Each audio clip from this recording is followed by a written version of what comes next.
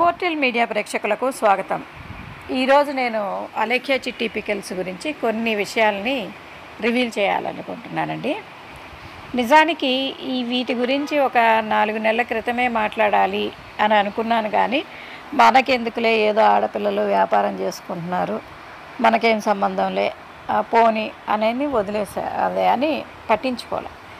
కానీ అసలు విషయం ఏంటి అంటే, అమ్మ మీరు పచ్చళ్ళ బిజినెస్ ముందర మీరు ఏం పెట్టారమ్మా మీ ఛానల్లో? లిక్కర్, ఆల్కహాల్ తీసుకురావటం, వోడ్కా తీసుకురావటం, స్ట్రాబెర్రీస్ ఒక గ్లాసులోనో లేకపోతే బాటిల్లోనో వేయడం, అందులో ఆల్కహాల్ పొయ్యడం, అది ఒకసారి వోడ్కా అని ఇందుట్లో ఈ ఫ్లేవర్ బాగుంటుంది, అందులో అది బాగుంటుంది, మళ్ళీ అంటే అందుట్లో ఏమేమి ఉంటాయి అనేది నాకు బ్రాండ్స్ తెలియదు, బ్రాండీ విస్కీ ఉంటాయని మాత్రమే తెలుసు. అవన్నీ తీసుకొచ్చి మీరు చేసేవాళ్ళు. అది అసలు మీరు చేసేటువంటి ఇన్స్టాలో మీరు చేసినటువంటి రీల్స్. ఇది చేసి మళ్ళీ అది తాగి కూడా చూపించేవాళ్ళు మీరు, మీకు గుర్తుందో లేదో అలేఖ్య గారు. అలా చూపించి అలా చేసుకుంటూ మీరు ఫేమస్ అయ్యారు. అప్పటికే మీరు అలా చేసినప్పుడే మీకు 1 lakh వరకు కూడా ఉన్నారు, సబ్స్క్రైబర్స్ ఉన్నారు. అలాగే అంటే అది ఇన్స్టాలో ఉన్నట్టున్నారు, రీల్స్లో ఉన్నారు, బాగానే ఉన్నారు. అనుకోకుండా సడన్గా ఏమైందంటే మీ సిస్టర్ వచ్చారు, సుమా టాక్స్ అని చెప్పేసి పెట్టేసి ఆవిడ ఫుడ్ గురించి ఓన్లీ. అయితే అప్పటికి ఆవిడ మీ సిస్టర్ అని కూడా ఎవరికి తెలియదు. ఆవిడ ఏదో పెట్టారు, చూడడానికి బాగుంది. ఆ తర్వాత ఫుడ్ వీడియోస్ కూడా బాగానే ఉన్నాయి, అంటే మంచిగానే చేసింది, ఆవిడేమి అసహ్యంగా చేయలేదు, ఇదిగా చేయలేదు, కాబట్టి బాగున్నాయి ఆ ఫుడ్ వీడియోస్ అన్నీ. చూస్తూ ఉన్న టైంలో ఒక క్రమంలో ఆవిడ ఒక ఇంటర్వ్యూ ఇచ్చింది. ఆ ఇంటర్వ్యూలోనే తెలిసింది మీరు ఆవిడ సిస్టర్స్ అని చెప్పేసి. అప్పటి వరకు మాకైతే అసలు తెలియని కూడా తెలియదు. ఆ తర్వాత మీరుండే ప్లేసెస్ గురించి జనరల్గా అందరికీ స్నేహితులు లేకపోతే బంధువులు ఎవరో ఒకళ్ళు ఉంటారు, కాబట్టి వాళ్ళ ద్వారా తెలిసిన విషయం ఏంటి అంటే, నిజానికి పచ్చళ్ళు మీరు ప్రిపేర్ చేయట్లేదు. ఆ పచ్చళ్ళు అనేవి జనప్రియ అనేటువంటి కంపెనీ ఒకటి ఉండేది, పచ్చళ్ళ కంపెనీ. ఆ జనప్రియ కంపెనీ తయారు చేసేది. ఆ తర్వాత ఆ కంపెనీ ఎందువలనో మూసేయడం జరిగింది. ఆ కంపెనీలో పనిచేసే పని వాళ్ళు పచ్చళ్ళు అమ్ముతారు. జనరల్గా గోదావరి జిల్లాల్లో చాలామంది ఒక ఊరే ఉంటుంది పచ్చళ్ళ బిజినెస్ చేసేటువంటి ఊరు. వాళ్ళు పెద్ద పెద్ద డ్రమ్స్ ఉంటాయి కదా, ఆ డ్రమ్స్లో పచ్చళ్ళు పట్టేసేసి అమ్ముతూ ఉంటారు. గోదావరి చుట్టుపక్కల ఏలూరు కానివ్వండి, ఈ మొత్తం అన్ని జిల్లాలకి వాళ్ళు అంటే ఆడాళ్ళు నీళ్ళల్లో పచ్చళ్ళు చేసి పెడితే మగాళ్ళు తీసుకొచ్చి ఆ షాప్స్కి కానీ వాటికి అన్నిటికీ వేస్తూ ఉంటారు. ఎవరైనా ఇళ్ళ దగ్గర వాళ్ళు కూడా మనం ఫోన్ చేసి చెప్తే మన ఇంటికి తెచ్చిస్తారు వాళ్ళు. అది జనరల్గా జరిగేటువంటి వ్యాపారం. అలా జనప్రియలో పనిచేసి మానేసినటువంటి, అంటే పనిచేసి ఆపేసినటువంటి వర్కర్స్ ఎవరైతే ఉంటారో ఆ వర్కర్స్ దగ్గర మీరు పచ్చళ్ళు తయారు చేయించి వాళ్ళు చేసిన పచ్చళ్ళని మీరు కొనుక్కొని అక్కడి నుంచి తీసుకొచ్చి మీరు అమ్మడం స్టార్ట్ చేశారు. స్టార్టింగ్ నుంచి మీ పచ్చళ్ళు అయితే తయారు చేయటం అనేది ఈనాటికి లేదు. మీరేం చేస్తున్నారు, జనప్రియలో ఎవరైతే మానేశారో వాళ్ళ దగ్గర ఆ పచ్చళ్ళు తయారు చేయడం, ఆ చేసిన వాళ్ళ దగ్గర నుంచి 600 అక్కడ మీకు జనరల్గా కేజీ వచ్చి 600 ఉంటుంది.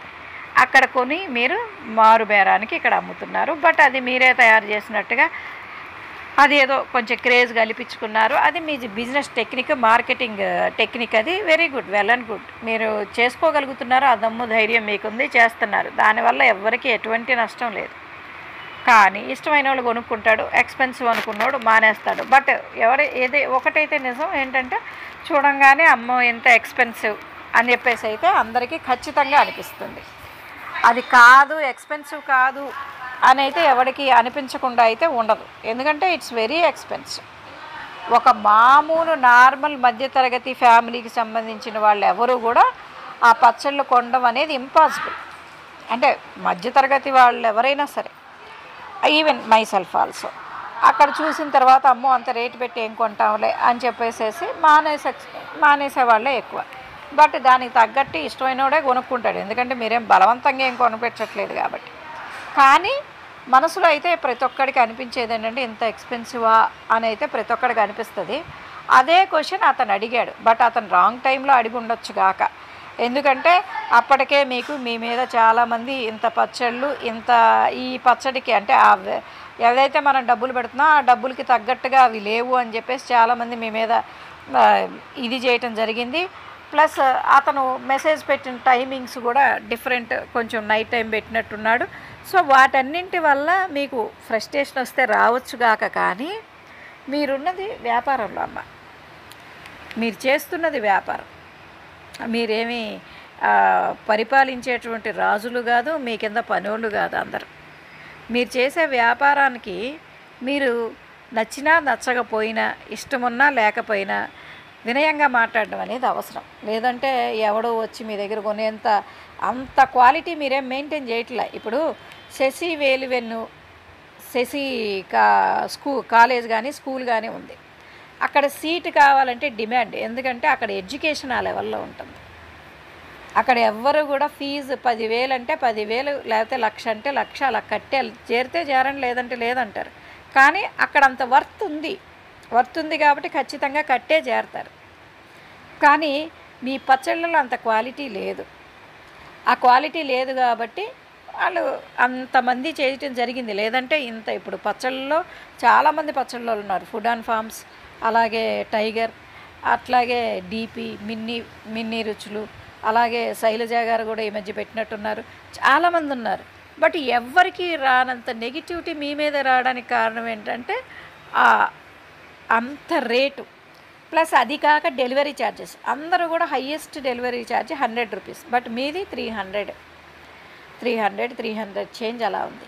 వీటన్నింటినీ కంపేర్ చేసుకున్నప్పుడు ఏం చేశారంటే ఆటోమేటిక్గా మీ మీద నెగిటివిటీ పెరుగుతుంది. ఆ పెరగడం మీకు దానికి తగ్గట్టుగా మీరు యూజ్ చేసినటువంటి భాష, మీరు ఇప్పుడు కొత్తగా మాట్లాడడం కాదు. ఇన్స్టాలో కూడా మీరు ఆల్కహాల్ కంటెంట్ చేసేటప్పుడు వాడెవడో ఆల్కహాల్ కంటెంట్ చేస్తుంటే మిమ్మల్ని చూసే చేస్తున్నాడు అని గొడవ అయింది, గుర్తుందా? అప్పుడు కూడా మీరు మాట్లాడిన లాంగ్వేజ్ విపరీతమైన లాంగ్వేజ్. ఇది ఇంకా తక్కువ, పాపం జనాలకి తెలియదు ఇంకా.